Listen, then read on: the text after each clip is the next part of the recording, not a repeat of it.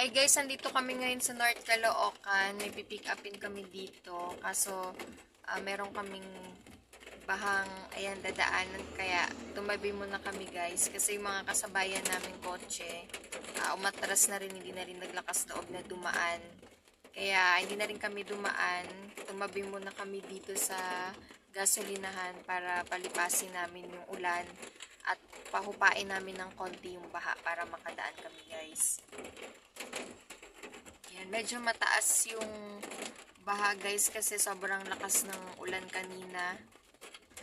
Kaya mabilis din ng buma kasi maraming tubig yung ulan kanina guys. Kaya ang bilis na din ng pagbaha niya. Kahit yung mga motor guys tumabi na rin kasi kanina ang dami ding motor na hindi umandar pagkatapos nilang lumusong dun sa baha. Medyo humuhupa na rin yung baha guys, kaya yung ibang sasakyan dumadaan na din. Kami guys, pahupain pa namin ng konti yung baha bago kami dumaan.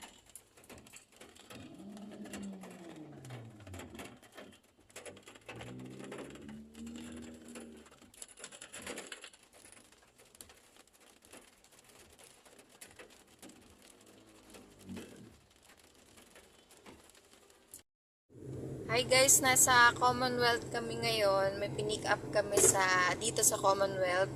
Ihahatid namin siya sa San Mateo. Maliit na cake lang naman yung pinick up namin guys dito sa Commonwealth. So, ngayon guys, maaraw na. Kanina kasing umaga sobrang lakas ng ulan kaya bumaha kaninang umaga. Pero ngayon guys, ay nakikita nyo, sobrang mainit naman ngayon.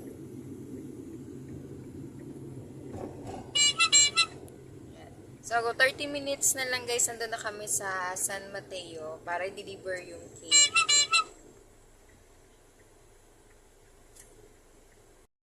Hi guys, nandito kami ngayon sa Marikina. May pipick upin kami dito mga beauty products dito sa warehouse. Yan.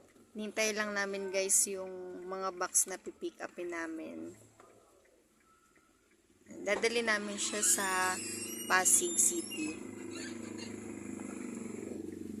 Ayan, meron din dito guys mga Lalamove na L3.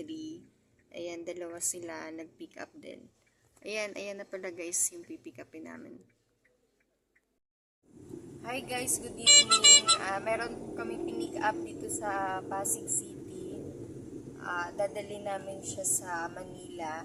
So guys, share ko lang yung experience naming mag-asawa kanina sa pag-pick up namin sa Pasig. Pero dito kasi sa Lalamove guys, ganito talaga minsan yung mga pick up. Hindi talaga siya madali. Kaya kailangan talaga madiskarte ka, mahaba ang pasensya mo.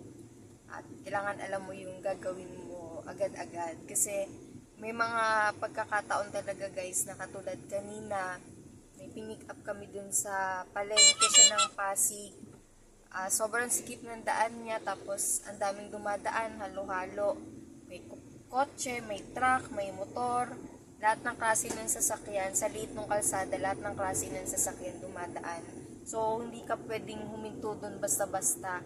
Kaya lang guys, yung pagpipick upan namin, dun siya mismo sa kalsadang yun. Hindi pwedeng hindi kami huminto at mag-pick up kasi hindi pwedeng ining malayo yung kotse dahil mabigat yung pipick upin namin, kailangan itabi namin mismo dun sa pipick upan.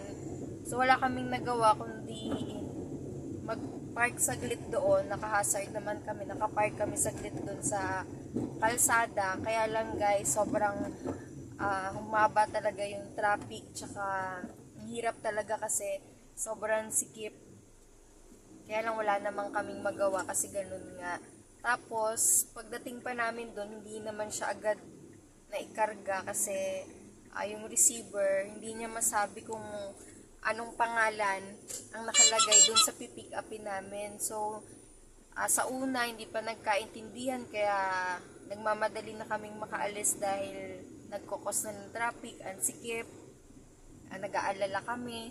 So, nagmamadali kami, hindi pa makita yung pangalan, hindi magkaintindihan, kasi sobrang ingay pa dahil ang daming mga sasakyan at ang daming tao kasi palengke nga siya guys. So, siguro nagtagal pa kami doon ng mga 5 minutes bago nagkaintindihan. Tapos yun, ah, nakita na nga namin yung mga damit siya guys yung pinick up namin doon. So yun nga, nakita na nga yung mga damit na kukunin namin. So naikarga din naman agad. Tapos nagpaalam kami agad para makaalis kami kagad doon sa palengke. So guys, sa trabaho namin, kaming mag-asawa, lalo na yung asawa ko, kailangan talaga mahaba ang pasensya mo. Hindi rin siya basta-bastang magdadrive ka lang kasi guys, may mga pagkakataon na talagang pumapasok kami sa mga kalsadang masisikip. Minsan, di namin alam, dead end na pala pagdating namin sa dulo. So, lalabas yung asawa ko ng paatras na sobrang sikip talaga, kaya ang hirap talaga guys. So, iba-ibang klaseng sitwasyon yung nararanasan namin dito sa Lalamove. Pero dahil naman sa mga nararanasan namin dito sa Lalamove, mas lalo naman kaming gumagaling, lumalakas, at natututo din kami dito araw-araw. So guys, yun lang yung ma-share ko ngayon. Last booking na namin tong mag-asawa, ihahatid namin to sa Manila, tapos magpapahinga na rin kami. So guys, thank you for watching. Please don't forget to like, share, and subscribe to our YouTube channel and follow us on Facebook. And thank you nga pala sa mga bagong nag-subscribe. Thank you guys. God bless and God be the glory. Good night guys.